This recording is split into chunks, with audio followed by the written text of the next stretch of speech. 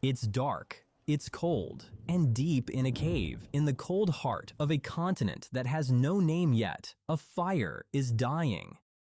Someone is fighting to keep it alive.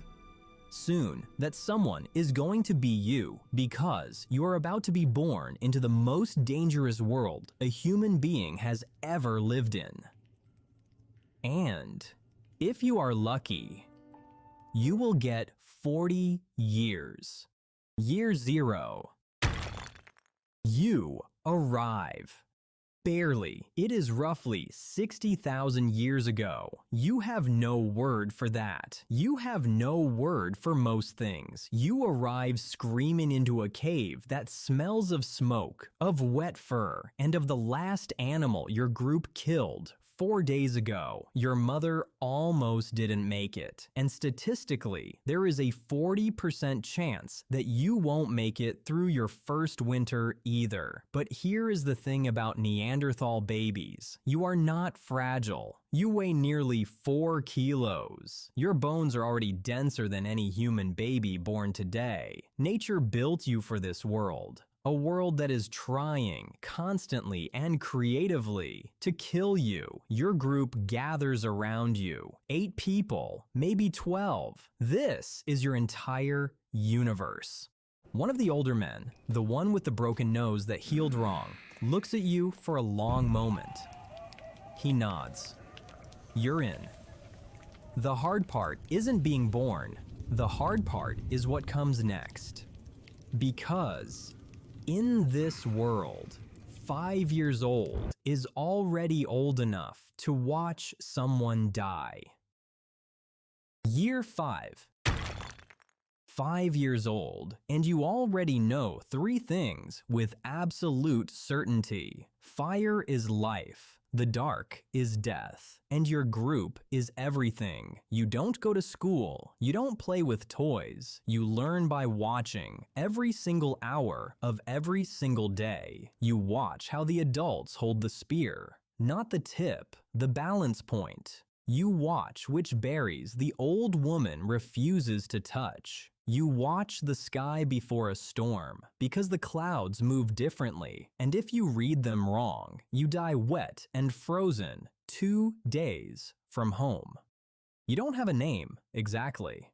You have a sound, a specific run of clicks and tones the group makes when they mean you. It will do. Last winter, the old man with the broken nose didn't wake up one morning. The group carried him to a shallow hollow in the cave floor. Someone laid flowers beside him, real flowers pulled from under the snow. You didn't understand it then. You do now. This is what your kind does. You bury your dead. You grieve. You are in ways that will take scientists 40,000 years to admit, deeply human. In 7 years, you will stop being a child. And in this world, that transition isn't a birthday, it's a hunt. And you only get 1 shot at it. Year 12. 12 years old. By Neanderthal standards, you are an adult, and today is the day you prove it. The group has been watching you for weeks. Your grip, your patience, whether you flinch at the wrong moment. Because here is what no one tells you about Neanderthal hunting. You don't have a bow. Bows won't be invented for another 50,000 years. You don't throw your spear from a safe distance. You walk up to a 600-kilo bison and you stab it, close enough to smell it, close enough that one wrong move and those hooves rearrange your face forever. This is why your skeleton will look the way it does. The people who dig you up will find bones like a rodeo rider's, shoulders torn, ribs cracked, skulls broken, and healed. Not from accidents, from the job. The bison turns, 1,200 kilos of prehistoric panic aimed straight at your chest. You don't run, you plant your feet wider than any modern humans, built for exactly this. And and you drive the spear in. You feel the impact in your teeth. Then silence. The group doesn't cheer. They don't hug you. The eldest looks at you for a moment, then turns and starts butchering the animal. That's it. That's your graduation. Congratulations. You made it to adulthood. Most don't. You survived the hunt. But being the best hunter in the group comes with a price nobody warned you about. Year 20. 20 years old. You are, by almost every measure that can be counted, the most physically capable thing walking this continent. Your grip could shatter the bones in a modern human's hand. Your lungs run circles around anything that will come after you. Your eyes in the dark are better than theirs, just slightly, but better. You have a partner, maybe a child, a place in the group. You are, in the only way that matters here, successful, but your body is already keeping score. 3 healed fractures, a scar on your jaw from the bison at 12, a shoulder that clicks wrong when the weather turns. Every Neanderthal they will ever dig up looks like this. A story of damage and survival, damage and survival, damage and survival. Then, one evening, something shifts in the group.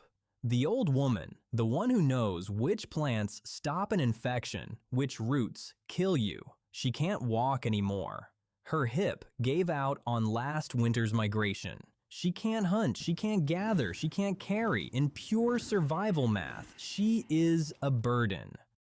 Your group feeds her anyway. They carry her when you move camp. They bring her the best cuts of meat. They sit with her in the evenings. There is no evolutionary reason to do this. It costs the group everything it can't spare.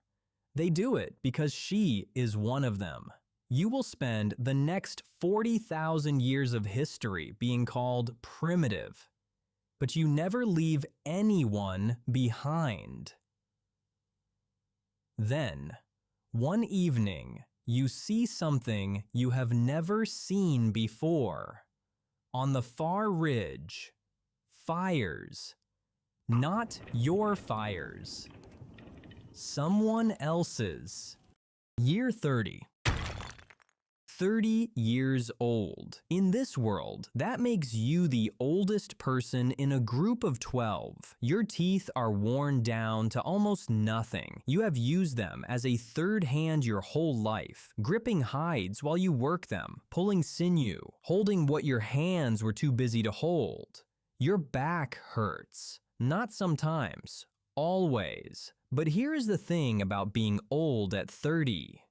You know everything. You know where the river bends, 3 days east, and why you never camp on that side in spring. You know the sound a cave lion makes when it is stalking, and the different sound it makes when it has already decided. You know which winter is going to be bad before it starts. Something in the way the animals move in autumn. The young ones watch you the way you once watched the elders. You are, despite everything, exactly where you are meant to be. But the world is shifting. Those fires on the ridge, there are more of them now. Many more. The others, the ones who look almost like you, they move differently. They speak differently. Their tools are smaller, faster, cleverer. One evening, one of them walks to the edge of your camp and just stands there.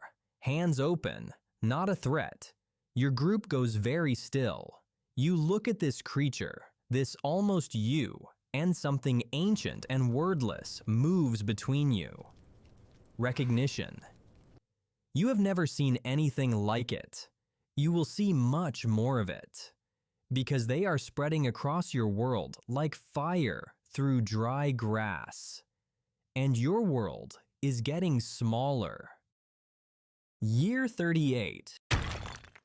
38 years old. You are, by every measure there is, an absurdly old Neanderthal. Most of your first group is gone. The young ones don't fully understand what you know. Not yet, maybe not ever. The others, those almost humans, are everywhere now.